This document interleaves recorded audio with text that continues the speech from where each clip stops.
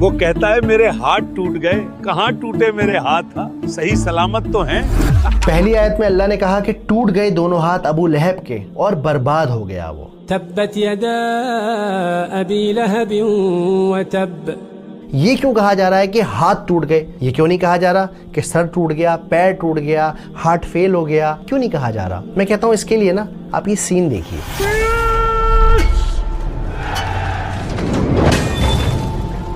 اس سین میں آپ نے نوٹس کیا ہوگا کہ کیسے ایک سپاہی نے، ایک فائٹر نے اپنے ہاتھ میں ایک تلوار لی ہوئی ہے اور دوسرے ہاتھ میں خود کو بچانے کے لیے اس کے پاس شیلڈ ہے، ایک ڈھال ہے۔ تو اگر کسی انسان کے دونوں ہاتھ ٹوٹ جائیں گے تو کیا ہوگا؟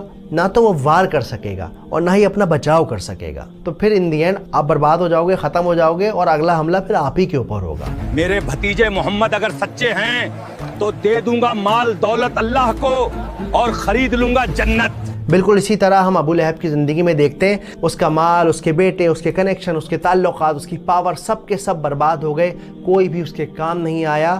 کئی دنوں تک اس کی لاش سڑک پر سڑتی رہی، لوگ پریشان ہوتے رہے، یہاں تک کہ اس کے اپنے لڑکوں نے بھی اسے چھونے سے، گھر میں رکھنے سے منع کر دیا۔ ارے ابو لہب کے بیٹو، اپنے باپ کی لاش تو ٹھکانے لگاؤ، بدبو سے لوگ الٹی کر رہے ہیں۔ اگلی آیت کی طرف بڑھتے ہیں، آیت نمبر 3، سیصلی نارا ذات لہب، کہ ابو لہب جہنم کی آگ میں جلایا جائے گا، جو بھڑک رہی ہوگی، شعلے والی آگ ہوگی۔ اب ہم بڑھتے ہیں چوتھی آیت کی طرف، وامرأته حمالة الحطب، اور اس آیت کا مطلب ہے کہ اس کی بیوی اپنے سر پر ایندھن اٹھائی ہوگی۔ اس کا کام یہ ہوگا کہ جلنا تو ہے ہی ہے، اور ساتھ میں آپ کو جانا ہے، اس کو جانا ہے اور جا کر یہ لکڑیاں لے کر آئے گی اور اس آگ کے اندر لکڑیاں ڈالے گی۔